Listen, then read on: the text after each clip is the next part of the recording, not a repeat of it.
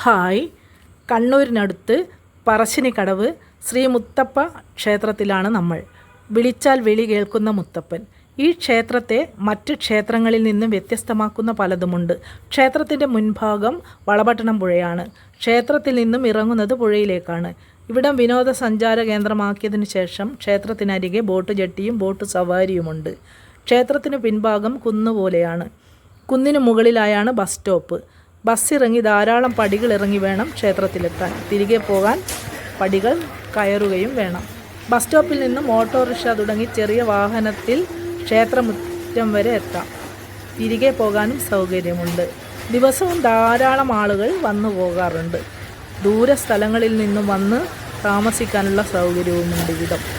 മനോഹരങ്ങളായ ശില്പങ്ങളും ഫോട്ടോകളും വിൽപ്പനയ്ക്ക് വെച്ചിട്ടുണ്ട്. ഒരുപാട് കച്ചവടക്കാരുടെ ഉപജീവന മാർഗമാണിവിടം.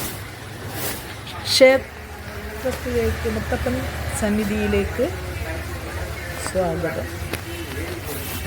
ക്ഷേത്രത്തിനകത്തെത്തിയാൽ ചായ, പയറ് പുഴുങ്ങിയത്, തേങ്ങാ കഷ്ണം ഇവ എല്ലാ നേരവും എല്ലാ ദിവസങ്ങളിലും ഉണ്ട്.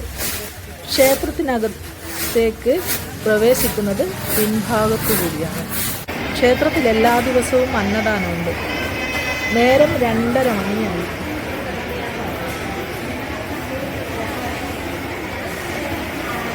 പന്ത്രണ്ട് മണിയോടെ തുടങ്ങുന്ന അന്നദാനം ആഹാരം തീരുന്നതുവരെ തുടരും.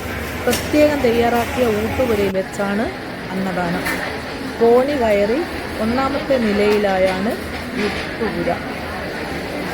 ഒരുപാട് ജനങ്ങൾക്ക് ഒന്നിച്ചിരിക്കാവുന്ന വിശാലമായ ഊട്ടുപുര. ഞങ്ങൾ വരിയിലൂടെ മുകളിലേക്ക് നടന്നു നീങ്ങി.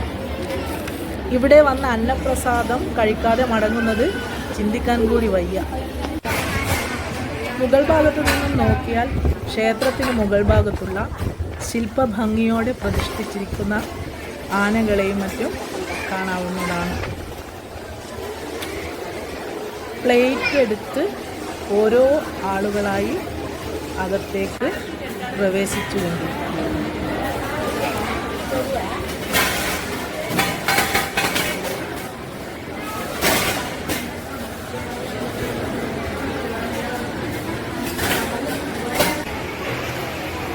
മുത്തപ്പൻ്റെ കടാക്ഷത്താൽ ഞങ്ങൾക്ക് പ്രസാദ ഊണ് കഴിക്കാൻ സാധിച്ചു.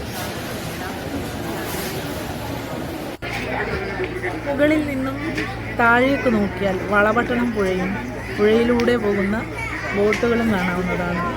3:30 മണി കഴിഞ്ഞ് നട തുറക്കൂ എന്നറിഞ്ഞതിനാൽ ഞങ്ങളും ബോട്ട് സവാരിക്കായി പോയി. ഒരു ക്ഷേത്രത്തിലെത്തിയാൽ ആത്മീയമായും മാനസികമായുമുള്ള ഉല്ലാസത്തിന് വേണ്ടതെല്ലാം ശ്രീ മുത്തപ്പൻ ഇവിടെ ഒരുക്കിയിട്ടുണ്ട്. എൻ്റെ ചാനൽ ഇഷ്ടപ്പെട്ടിട്ടുണ്ടെങ്കിൽ സബ്സ്ക്രൈബ് ചെയ്യാൻ മറക്കരുത്. സൂന സൗരഭ. നന്ദി, നമസ്കാരം.